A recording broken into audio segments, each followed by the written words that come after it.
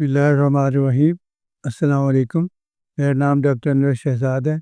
آج ہم ایک بہت اہم اور کامن ٹاپک پہ بات کریں گے جس کا نام ہے ملیریا بخار۔ تو یہ بخار جو ہے، بخار کا مطلب یہ ہوتا ہے کہ ایک حد سے زیادہ ٹمپریچر ہو جائے، جیسے 37 ڈگری سینٹی گریڈ سے اوپر چلے جائے یا 98.6 فارن ہائٹ سے اوپر چلے جائے۔ اس کی وجوہات ہوتی ہیں۔ ایک بات یہ بھی واضح کر دوں کہ بخار جو ہے نا، یہ خود بیماری نہیں ہوتا، یہ کسی اور بیماری کی علامت ہوتا ہے۔ تو ہمیں جب بخار ہوتا ہے تو یہ ایک ہمارے لیے نعمت ہے کہ ہم پھر اس کے لیے ڈاکٹر کے پاس جاتے ہیں تاکہ وہ یہ وجہ ڈھونڈیں کہ ہمیں بخار کیوں ہو رہا ہے۔ اور اگر بخار نہ ہو تو اندر ہی اندر وہ چیز ڈیمیج ہو جائے اور یوں مشکل ایک مسئلہ جو صحت کی خرابی ہو سکتی ہے، irreversible بھی ہو سکتی ہے، بیماری بڑھ سکتی ہے، ڈیمیج زیادہ ہو سکتا ہے۔ تو اس لحاظ سے بخار ہوتا ہے یا درد ہوتا ہے تو اس کے درد کو بھی کہتے ہیں کہ پین از اے بلیسنگ، کہ درد جو ہے وہ ایک نعمت ہے۔ کہ درد ہوتا ہے یا بخار ہوتا ہے تو پیشنٹ جو ہے نا وہ ڈاکٹر کے پاس جاتا ہے، جو ہے اس کا ٹریٹمنٹ لے سکے۔ تو اگر وہ ڈاکٹر کے پاس نہیں جائے گا تو بہت چانس یہ ہے کہ وہ جو ہے بیماری بڑھتی جائے گی اور پتہ نہیں چلے گی۔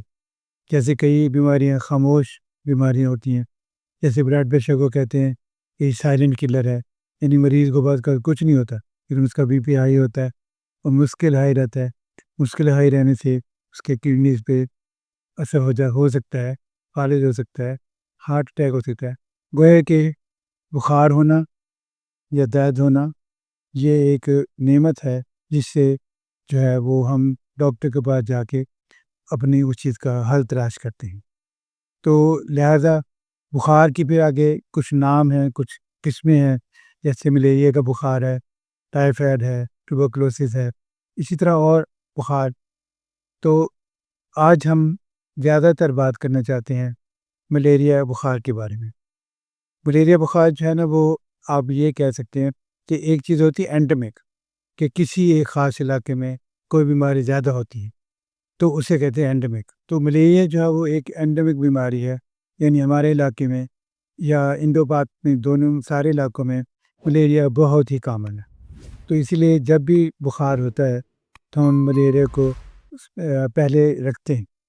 تو اس کی جو عام طور پر علامتیں ہوتی ہیں جو مریض خود بھی آگے بتاتا ہے کہ ڈاکٹر صاحب مجھے سردی سے بخار میں، سردی اتنی تھی کہ اوپر کپڑے ڈالنے پڑی، اور کئی لوگ تو یہ کہتے ہیں آگے کہ ہم نے آگ جلائی اور پنکھا اگر چل رہا تھا وہ بند کر دیا۔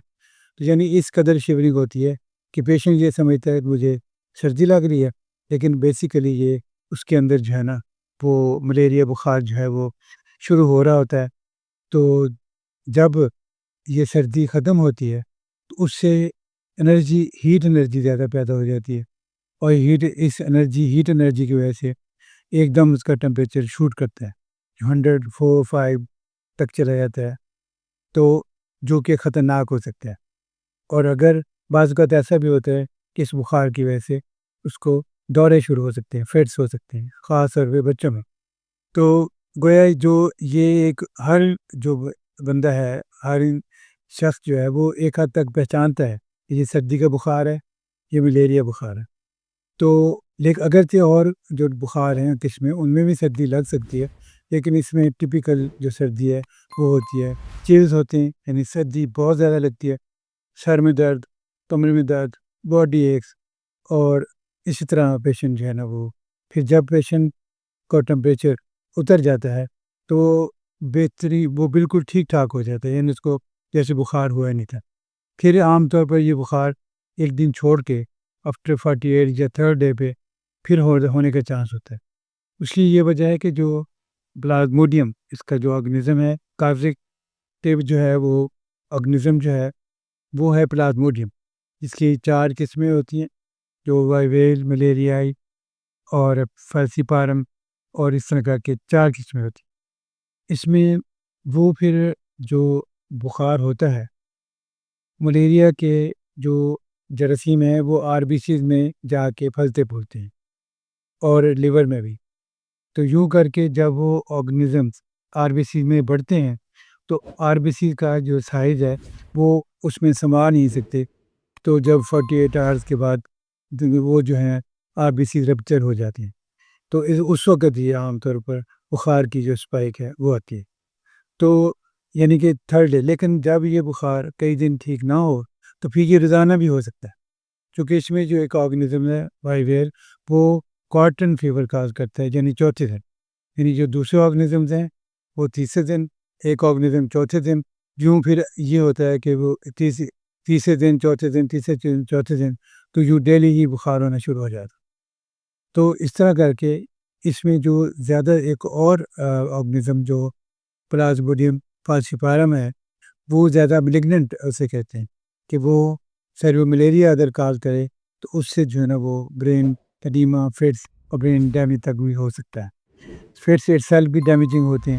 اس لحاظ سے جو ہے نا اس فالسیپارم جو ہے وہ زیادہ اس کو ملیگننٹ کہتے ہیں کہ یہ آرگنزم ملیگننٹ ہے.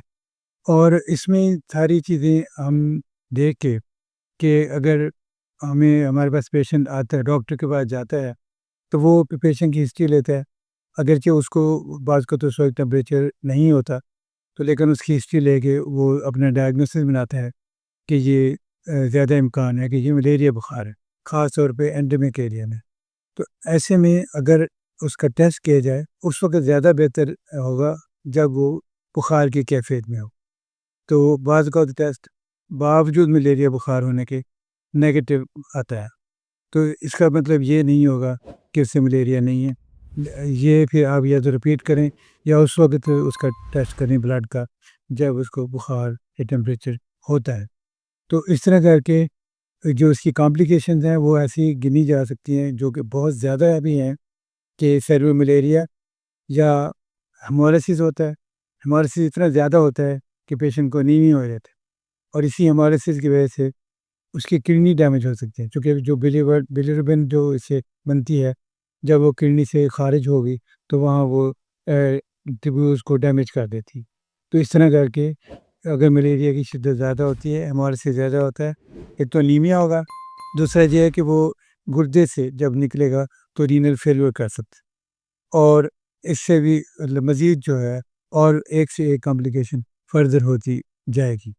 تو اس لحاظ سے یہ اگرچہ اس کا ڈائگنوسس بھی نسبتاً آسان ہے اور ٹپیکل پکچر ہوتی ہے عام طور پر، اور اس کا علاج بھی آسان ہے، تو بہتر ہے کہ اسے ٹائملی اس کا علاج ہو جائے تاکہ یہ مزید جو ہے اس سے مسائل پیچیدگیاں پیدا نہ ہوں. تو اس میں ایک اس کو تھوڑا سا یہ بھی دیکھ لیتے ہیں کہ پریگنینسی میں اگر ملیریا ہوتا ہے نا تو اس میں جو خطرہ ہوتا ہے وہ ملیریا کے جراثیم یا ملیریا کے ساتھ ساتھ ہائپر تھرمیا سے ہوتا ہے. جو بخار بہت زیادہ ہوتا ہے وہ فیٹس کو یا بچے کو ڈیمیج کر سکتا ہے، حتیٰ کہ اس کی ڈیتھ تک ہو سکتی ہے.